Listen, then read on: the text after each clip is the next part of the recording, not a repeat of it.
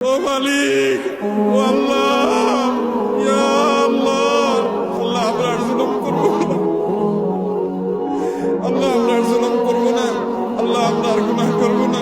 আল্লাহ আমাদেরকে আপনি গুনাহমুক্ত জীবন দান করেন, আল্লাহ আমাদের তাকওয়ার জীবন দান করেন। রহমতের ভিক্ষা চাই, আল্লাহ আপনার রহমতের ভিক্ষা চাই, আল্লাহ আপনার রহমতের ভিক্ষা চাই। আল্লাহ আপনার জমিনে বের হয়ে এসেছি, আল্লাহ আমাদের পাপের ফসল হিসেবে আমরা আজ কষ্ট ভোগ করছি।